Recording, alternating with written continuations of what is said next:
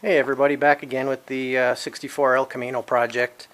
Like I said, last video was just kind of trying to get you guys a little acquainted with the car, which kind of still trying to do here. So let's take a look inside and kind of see a little bit of what we've done, where we're at on the project.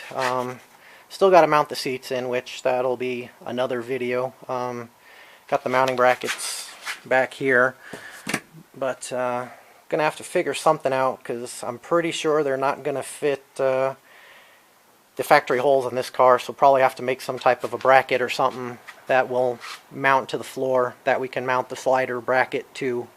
So they're the Pro Car seats. I've used them before in a couple other projects, a couple of first generation Camaros I did, but like I said, I'm kind of thinking that's what's going to happen. That's what they've been, so probably hold form that gonna have to do exact same thing, usually just some angle iron or something, and like I said, make up some brackets or something just to mount it down. But should turn out pretty good, and they usually work pretty nice. So, and the seats are, my opinion, super comfortable, and I mean $260 something like that a piece. Can't really complain, you know, at your door. So, but anyways, so yeah, like I said in the last video, we actually wound up replacing the floor pan, which was pretty much from the firewall there.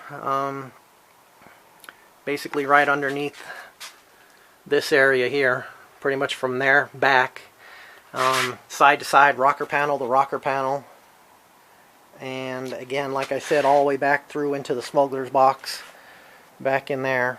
And I'll get it up on the lift maybe in the next video and kind of show you guys a little bit more of what's going on underneath and stuff like that. But put the X-Mat in, we got through Eastwood, just to try to hopefully keep the car kind of quiet and nice and cool. Put the vintage air in it, so, you know, want to make it a comfortable cruising car, something you can take out and drive around in the summertime. And you know, I've had some hot rods over the years that you've had to yell and scream at each other just to have a conversation.